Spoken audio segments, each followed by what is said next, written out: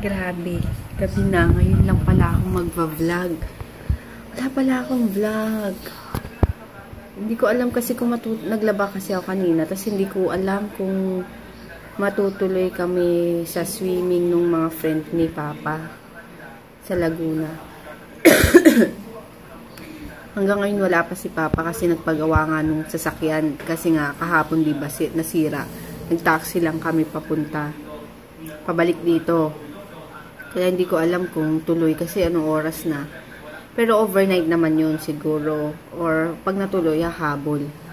So wala pala akong vlog. Kung hindi umabot to ng hanggang mamayang gabi itong mahaba-haba akong vlog or maikli, sasabay ko na lang para bukas. Ayun. Malimutan ko kasi ang dami kong ginawa.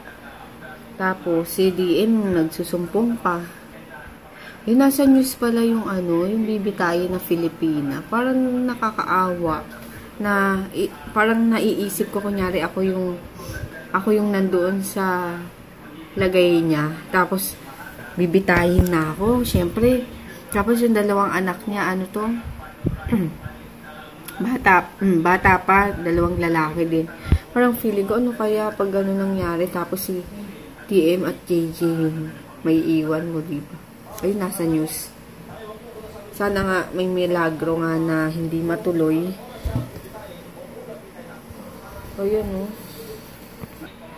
Hindi pa alam kung nabitay na or bibitayin pa lang kasi nasa isang island yata.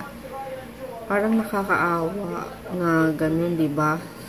Tapos pagdating dito sa Pilipinas, ang daming nag-drug trafficking na kaso. Parang, di ba maraming nag-aano ng drugs. Pero bakit walang ganun dito sa Pilipinas? Yung law na bitay, yung ganun. Para syempre, di ba? Para kahit nasabihin nila na human rights yun, na against, ewan ko, basta, pero bakit ganun sa ibang bansa? Or dahil dito Catholic ang pero dapat, diba, kahit papano meron nun dahil para matakot na yung masasamang loob, mga magnanakaw, rapist, lalo, mga addict, mga ganun nga yung nag-drug tungkol sa drugs. Kasi dapat para matakot na rin yung mga masasamang tao. Tingnan mo parang sa ibang bansa ang dali-dali nilang magganon. Pero dito ilang foreigner na yung nahuhuli. Wala, pag may kaya, magbabayad lang. Tapos wala na, malamang palayain na nila yun. Siyempre, may mga galamay din sila sa labas. Kawawa lang, ewan ko ba sa Pilipinas. Umayaman lang ako, ewan ko kung saan na akong lugar. Papadpad kasi hindi. Wala na mangyayari. Ewan ko ba? Yung napahaba na yung kwento ko. Sige, later. Pala, isa-shoutout ko pala kasi baka makalimutan ko na naman isama sa mga anak ni Miss Lucy Tuano na sila Lucy and Adrian from Spain. Hello, thank you sa panonood nyo and sana sana nag-e-enjoy kayo sa panonood ng vlogs namin. Ayun, inano ko na ngayon ng medyo maaga kasi baka alam nyo naman makakalimutin ang lola nyo. Ayun. Ayan, thank you. Kaya dito kami nag-stop over muna kami sa Kenny Rogers. Isang gasolinahan dito. Ayan. Para mag-dinner lang. Hi! Swimming ulit kami. Ayun, tapos ano pa ba sabihin ko?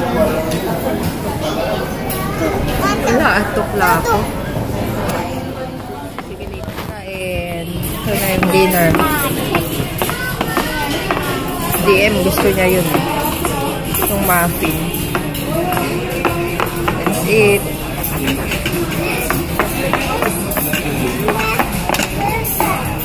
Side dish. Ito na kami sa resort. Malaki oh. Buong itong pang malaki. Ito. Yan, simula na. Ay! Sabi ko bukas na lang eh.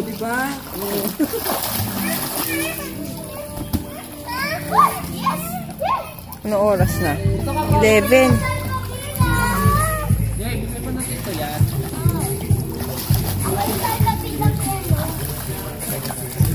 Malaki din yung ano, yung resort.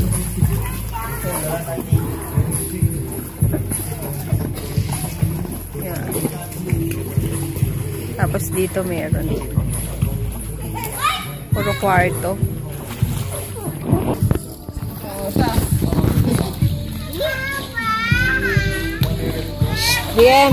Bien. Baka biglang bumalik ka siya. Diretso ka lang.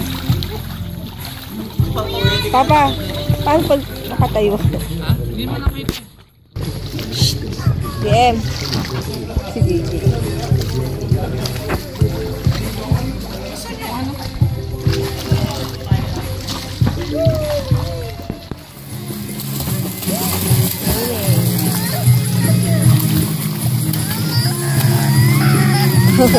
Bakit pa?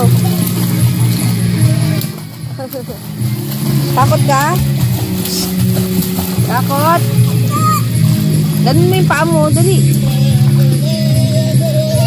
Auto mo to, naglalakad to. Lakad ka din ba? Hindi natakot ah. Dem, swimming, dali. Swimming.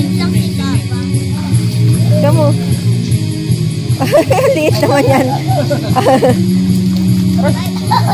Swimming. Hala. Swimming, Dem. Paano swimming? Swimming. Punta ka kay Papa. Punta ka. No. Ay. Swimming. Wag nga.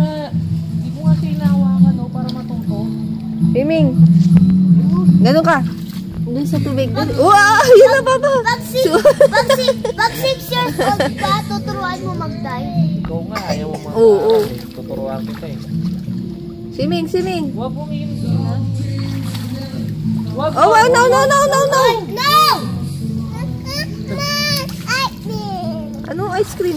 Ayan o. Sige, bata mo. Tignan mo si Papa. Dali, tignan mo. Ikaw nga. Dali. Papa, iinumin niya yan. Wag iinom. Good night. Ampang. Good night. Have a great day. Quiet. Wait for part 2 bukas. Bye. Good night. Bye-bye. Good night. Thanks for watching.